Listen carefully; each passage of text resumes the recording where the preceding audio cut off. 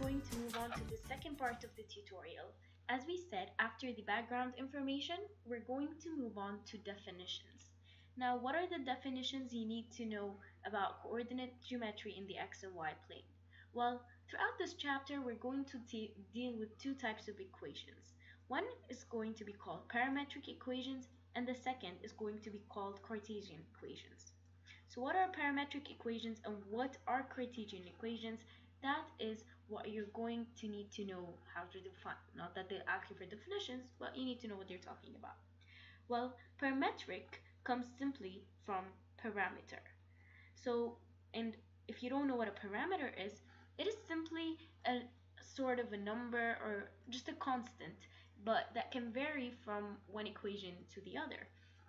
So here, if I gave you an example and said x is equals to 2t and y equals to 1 over t, this t is going to be your parameter. And this equation, the expression in terms of the parameter t entirely, is called the parametric equation. Then, what is a Cartesian equation if this is x and this y? Simply, Cartesian equation would be expressed in terms of x and y alone. Now, if we want to do this, we can do the simple way where we say that if x equals to 2t, t is going to equals to x over 2, and replace it in the y equation to get the x over 2, which is 2 over x. Now, y equals to 2 over x would be our Cartesian equation. So now we know what a Cartesian equation is, what a parametric equation is, and what a parameter is, and we know how to go from this one to that one. Technically speaking, this is everything you're going to do in this chapter.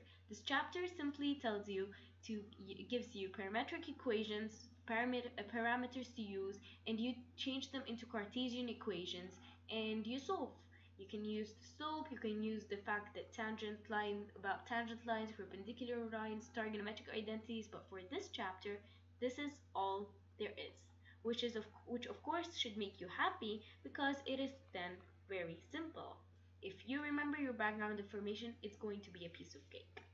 So let us move on to the third part of this tutorial. We're going to solve some questions.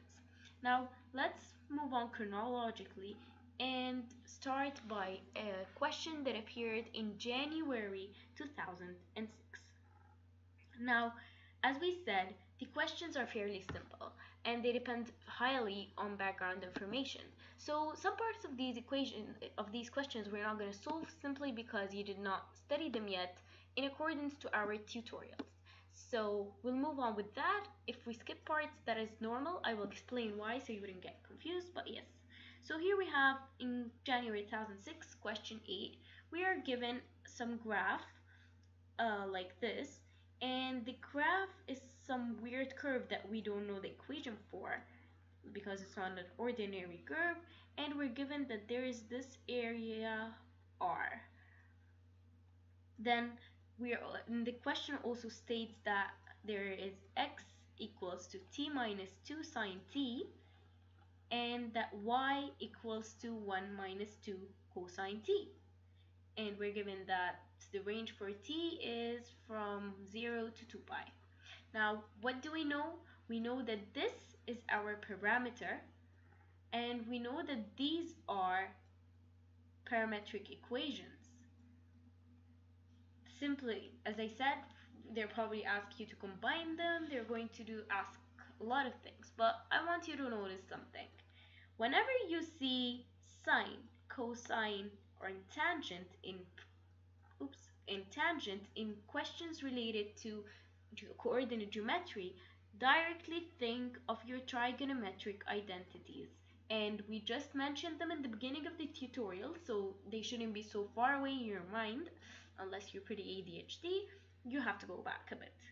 Now we can go to part A. It says that show that the curve crosses the x-axis, so x-intercept, when t equals to pi over 3 and t equals to 5 pi over 3. Now, as we said, you should know what an intercept is. These are from the basic informations. When does when does when do we intercept the x? It is when your y is equal to 0. So if you go back to the beginning of the tutorial, when we mentioned intercepts, we said that the y-intercept is given in the equation, in the Cartesian equation, because it's in terms of y and x, it's the b, but the x-intercept occurs when y equals to 0. So if we go back to our question here and say that, then when we're solving, we're going to say, okay, so we know that y is equal to 0, and we also know that y equals to 1 minus 2 cosine t. Now we can do two things.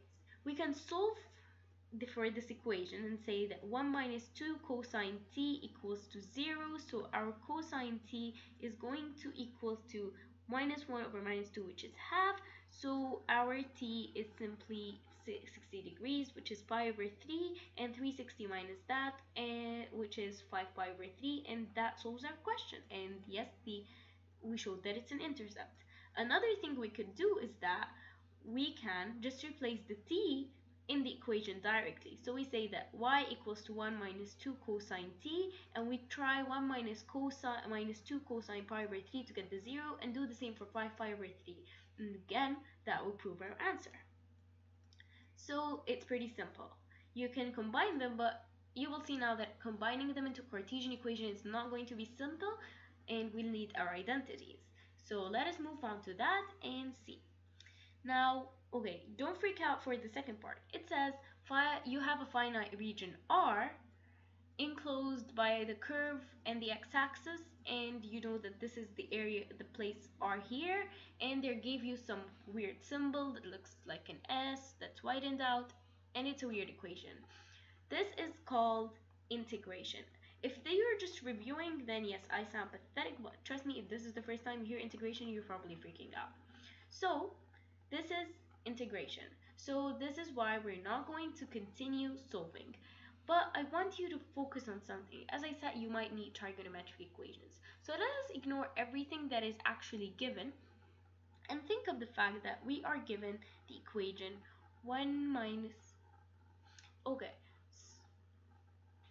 so we should think of that we would need trigonometric identities when we're solving certain questions that come with the sine, the cosine, and the tan. You would not be able to solve it because, okay, you simply have the 1 minus 2 cosine t all squared, ignore everything outside, you're going to expand it.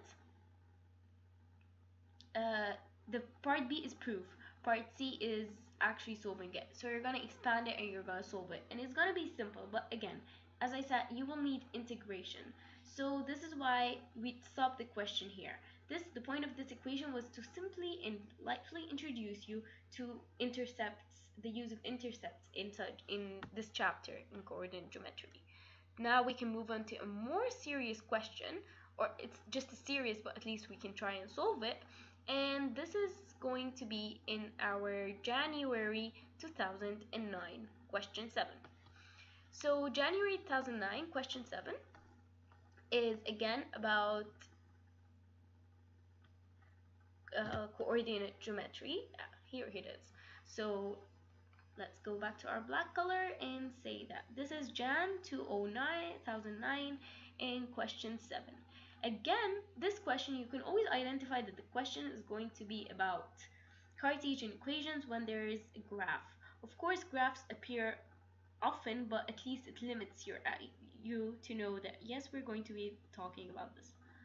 So here we're given this graph. Excuse my drawing, but yeah, we're given this graph with the 0, and this is curve C, and we're also told that x is equals to t cubed minus 8t, and that y is equals to t squared.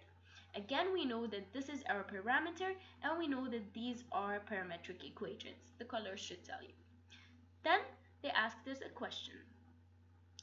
They said, they told you that t is a parameter. That's also it's very obvious to know the question because they keep telling you parametric equations, parameter, etc. Now it's given that when it's a, t is equal to minus 1, And then part A tells you find the coordinate. Now see how very simple these questions are? When you want, you know that coordinates are expressed in x and y. So you simply need to find x and you need to find y. And you are given the value of t. So you're going to say minus 1 cubed minus 8 into minus 1, which is going to be minus 1 plus 9 and plus 8, sorry. And this is going to be 7. And then you can do the same for y to say that minus 1 all squared is 1. And this will give you your answer that the coordinates of A is simply 7, 1. And that would solve the very first part of this question. Very simply, very easily. Now, let's move on to a slightly more difficult part. Again, as I said, this chapter is pretty easy, so there's nothing actually difficult. You just move on to a different part that you need to remember. Here you just needed to remember nothing, which is good. But then here they say that you have a line L that is tangent to C at A. First of all, let us assume that this is going to be our A. Its point here it's 7 and here it's 1. Just assume so.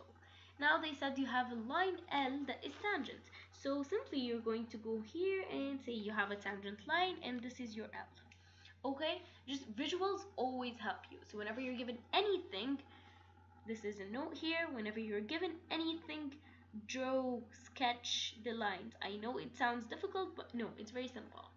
So yeah, you're asked to show that the equation for line L is 2x minus 5y minus 9 equals to 0. Okay, now the first step of showing an equation of a line is to remember the equation of a straight line, because you know that a tangent is a straight line. So you remember that yes, our straight lines are y equals to mx plus b, and where m is the slope, and we know that it has the same exact slope as that of the curve because it's tangent. So now we know that the first thing we need to do is to find the slope of the curve at 0.71. So how do you find the slope? If you remember, you have to recall differentiation. Now you need to find dy by dx, but you're not given the Cartesian equation, which means you can do the chain differentiation. Okay, so dt by dx, and this will give you your answer. So, and you're going to differentiate y in terms of t, and let me write them here instead of scrolling up. So y is t squared and x is t cubed minus 8t. Is that correct? Yes, it is.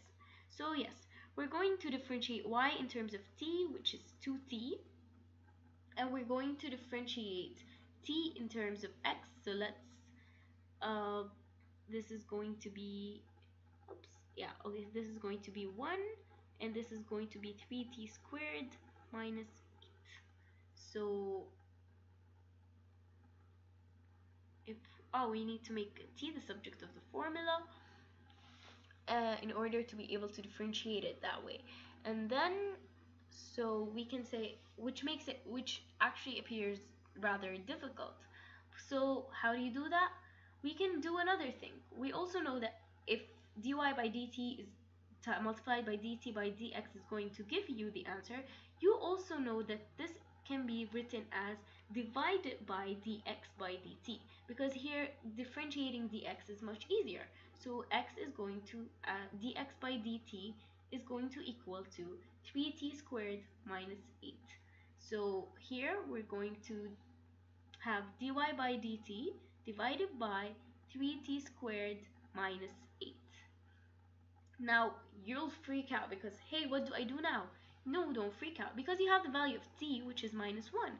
So if you actually continue to solve it normally, you're going to get that the slope of the tangent line and of the curve at the point 7, 1 is actually 2 over 5, because it's going to be negative 2 over negative 5, and it's going to cancel out. So yes, we've got our m. This is one check on our list. Now the second thing, we need the b. Now how to get the b? You can simply substitute y by 1, because this is the point, and m you know it is 2 over 5, and your x you know it is 7, and find b. If you solve for b, then you're going to get your y-intercept. And your y-intercept is going to be here 14 over 5. Here it's 10 over 5 minus 14 over 5, so it's minus 4 over 5 equals to b. So you know that the equation of your line is actually y equals to 2 over 5x plus b, which is minus 4 over 5. If you multiply this whole equation by 5, you're going to get 5y equals to 2x minus 4. And then that would give you, oops, wait, yeah, 14 over 5 and 5 over 5. Oh, this is 5 over 5 minus 14 over 5, which is minus 9 over 5, not 4 over 5. That's a calculation mistake. So here you've got a 9, here you've got a 9, and here you've got a 9. If you rearrange this, you're going to get the equation they asked for. You're going to say that 2x minus 5y minus 9 is equal to 0. And this proves your answer. And again, just like the past chapter, the best thing about this kind of equation, the proof that, is that you already have the answer. You just need to show it. So it's not rocket science to know that your answer is right or wrong, and to try and try and try again. Now that we finished part B, we can move on to part C. Now, part C asks you to find the coordinates of a point B, and it tells you that B is another intersection between line L and the curve. Now, if you remember, at the beginning of the tutorial, we said that when two lines intersect, we equate their equations. So, you know that the curve, you equate their equations, which means that we now need to find the Cartesian equation of the first one, or we can simply do something very simple, because we know that 2x minus 5y minus 9 equals to 0. Now we can just replace the actual given parametric equations into this equation, and it will be as if we found the Cartesian equation and we equated them. So this is going to be 2 into t cubed minus 8t minus 5t squared minus 9 equals to 0. And then you solve for this, and you are going to find, you're gonna get in the end that t plus 1 into t plus 1 into, into 2t minus 9 equals to 0.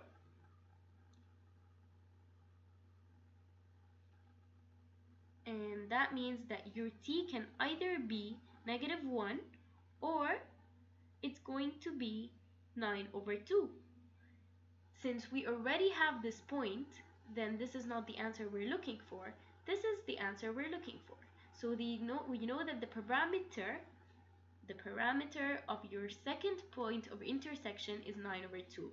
And you know that x equals to 2 is equal to 2e cubed minus 8t, which means that you can replace this t here in order to get your x coordinate, which is going to give you 441 over 8. I'm just not going to do the math here now. And if you replace it in y equals to t squared, it's going to be simply 81 9 squared over 2 squared, which is 4. And you know that your second point of intersection is going to be 441 over 8 and 81 over 4. The numbers look freaky, but this is your right answer. So freaky can sometimes make you happy. And that would be it. That would be simply solving the entire question on parametric equations. What did we need? We needed to know how to get the coordinates, how we need to place t into x and y. Then we needed to remember that the tangent had the same slope as the curve. We needed to remember differentiation in order to get the slope of the tangent and the curve using the chain rule. And then we used, in part C, we just simply put the given parametric equations into our line equation and got the answer they're looking for. In part B, we had to prove, and in part E and C, we had to solve. But then again, it was pretty simple. Now we can move on to our third and last question. Now we're going to move on to June 2019. 2009, wow, future. Okay, so June 2009, we're given a question 5 related to the coordinate geometry. What does this question ask for? Now, the given in this question is, yes, here that, okay, so here we're going to be needing trigonometric identities, and you can easily know that because uh, you have the sine, cosine, and tangent, which is again the rule I told you. Whenever you have sine, cosine, or tangent, you directly use trigonometric identities. So tan, sine, and cosine means you have to love trigonometric identities in order to be able to solve it, which is exactly what happens in this question. So again, if we go to June 2009, the question paper, and we open question 5, we'll find that the first thing that meets us is again a curve, a drawing of curve, which I told you is the first giveaway that we are going to deal with parametric equations. We know actually that this is going to be a root. It's like root x minus something, but it's going to be some sort of, oops, let's remove this. Yes, it's going to be some sort of periodic graph with the trigonometric identities. You're given x equal 2 cosine 2t, and you're given that y equals to 6 sine t, and you're given that the range for t is from t to pi over 2. If you remember, the range is the values you have corresponding to x on the y-axis. Now you're given the parameter t and the parametric equations these. Now if you move on to part A of this question, it asks you to find the gradient or the slope or the m of the curve at the point where t is pi over 3. What is m? Now we know that the slope from differentiation is dx by dy. Sorry, yeah, it's dy by dx because it's the rise over run. So you know that it's dy by dx, which is, as we said, dy by dt divided by dx by dt. So it's going to be the differentiation of 6 sine t, which we know is going to give you 6 cosine t over 2 cosine t. The differentiation for that is going to be minus 2 sine 2t, which is minus 3 cosine t over sine 2t. And if you remember now your trigonometric identities, this is actually cosine 2t, cosine t over sine t cosine t times 2. So minus 3 here, 2 over here, cosine t sine t, and these would cancel out, and you will have simply minus 3 over 2 sine t, and you can replace your t by pi over 3 in order to get your gradient. But by the way, as we said, in gradients, all we really need to do is replace. So if you had just written this and stopped right here and forgot all your trigonometric identities and replaced your t's by pi over 3, you were going to get your answer, which is the same answer you will get now, which is the gradient radical 3 over 2. And then that would finish our first part. You might have used trigonometric identities and you might have not, but in both cases, whenever they ask you about gradient, you're going to use the chain rule. You're going to differentiate dy by dx by differentiating dy by dt divided by dx by dt, and then you're going to replace in this differential your t value to get the gradient they're asking for. Now the second part, they ask you to find the Cartesian equation of the curve. So as we are given that x is 2 cosine 2t, sorry, and y is equals to 6 sine t, you are going to now find the Cartesian equation. You need to combine them. If you remember in the first example, I just simply made t the subject of the formula and replaced it. But in order to make t subject of the formula with trigonometric equations, it's very difficult. So we're not going to do that now. We can't. We are going to use trigonometric identities. Now, how is that going to be?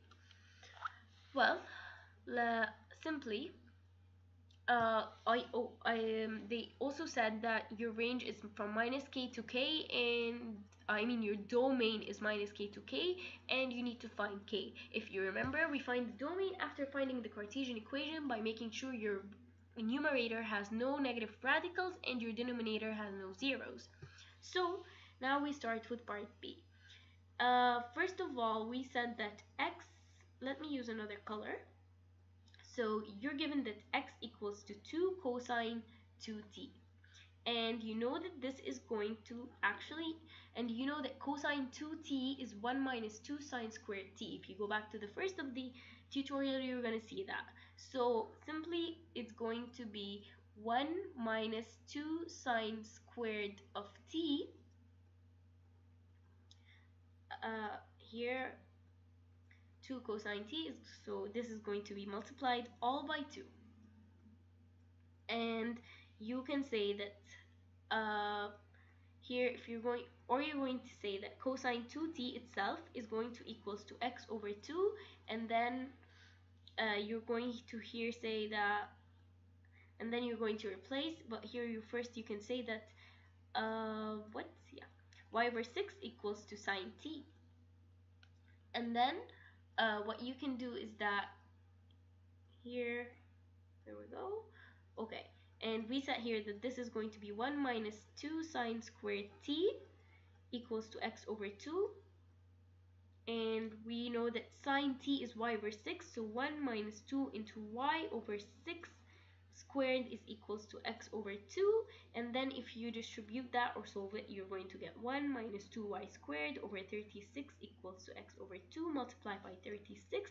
You're going to get that 36 minus 2y squared equals to 18x, and if you want to make your y the subject of the formula, you're going to have to say that 18x, which is going to be, if you divide the whole thing by 2, you're going to have 9x minus, oops, what happened? That's 2. Okay, you're going to say that 9x minus 36 over 2, which is minus 18, and this is going to be all divided, I think, you're gonna, and then divide, so this is going to be minus, this is going to plus, and then, so your answer is y equals to 18 minus 9x. For those of you who did not follow up, what I did is I made I simply made the cosine here 2t the subject of the formula, and up there in the y I made sine t the subject of the formula. Why did I do that? It's because I know from my trigonometric identities that cosine 2t is 1 minus 2 sine squared t. So if I have sine t, I can replace it here, and then I will get the equation in terms of y and x. This shows us that trigonometric identities actually solve the questions much faster than, and possibly can be the only way than any other way. So now we know that our equation is radical 18 minus 9x. There is no denominator, so we're safe for the domain, but there is a numerator. And in the numerator, we know that you have 18 minus 9 over x, and you know that this should be greater than or equal to 0. 18 minus 9x should be greater than or equal to 0. Your 9x is going to be less than, so minus 9x, here is going to be minus 19, and the minus 18, and this is going to be 18, sorry, and x is going to be less than or equal to 2. So you know your and you know your k is going to equals to 2. And if you go up there, you're given that, you're given that your t is between 0 and pi over 2. So using this, if you put 0 here, you're going to get cosine, this is cosine 0, which is 1, so your maximum is 2. And your minimum is pi over 2 times 2, which is pi. Cosine pi is going to be negative 1, so your x minimum is actually negative 2. So you've got here the one of the ends, so you know that k is probably 2, but if you even check it through, your t is between 0 and pi pi over 2, you're gonna get that this means that x is between -2 and 2, and that your k is actually 2. And that would solve part B. Now, if we move on to part C, what do they ask for?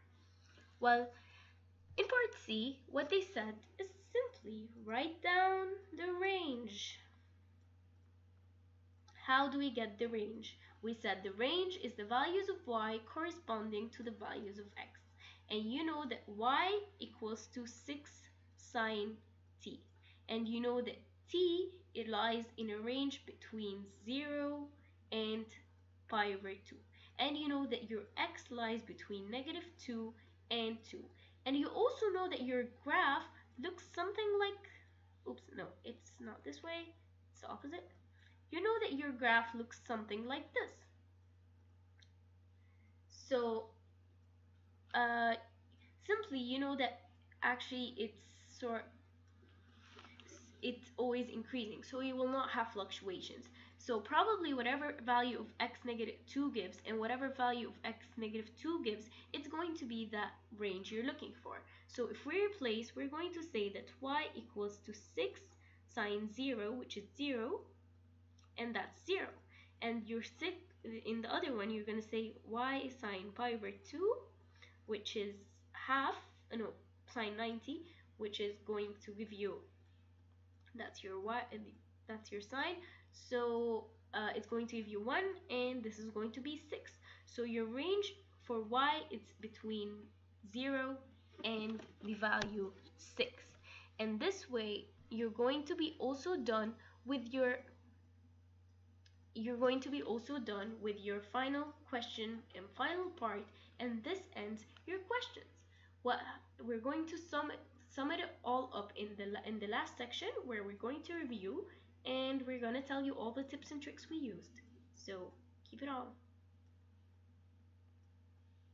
Okay, so in our final part of the tutorial, we're going to move on to our tips and tricks. Now, what are our tips and tricks?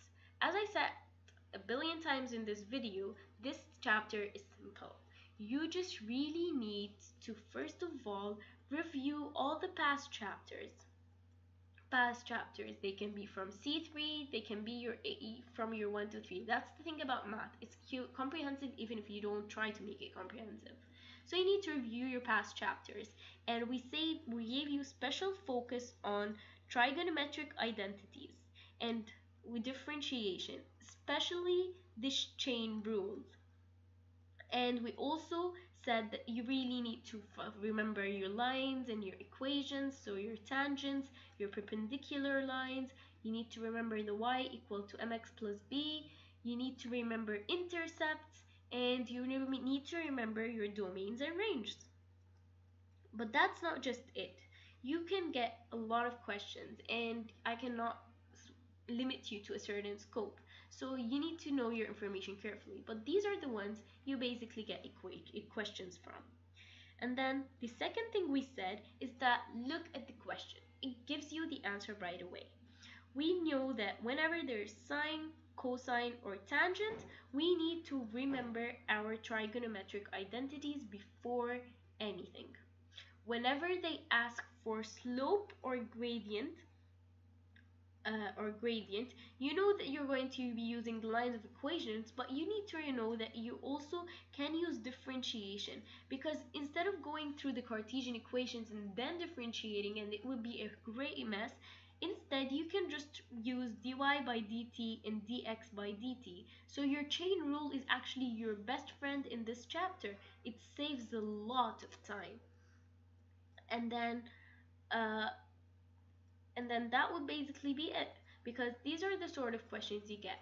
But another tip I really want you to make sure to do is that you should always sketch all the given that you're given, obviously, all the given, in order to be able, especially with the tangents and with the perpendicular lines, because it sort of tells you what to expect. For domains and range, there are a lot of tricks that you can fall into, so make sure you also review the chapter about domains and range really well. When the tutorial is up, I want it to become your second best friend along with differentiation in order to get an A star in this chapter. But because it is easy and the A star for it is quite easy. Yes, you're not given the you're not look you can't look up the answer just the way you did in the past chapter, but it's just as easy because it's all basic background information. Thank you for watching College World second tutorial about this chapter, chapter 2, about coordinate geometry in the XY plane. And see you in the next tutorial. Make sure to watch them all and see you.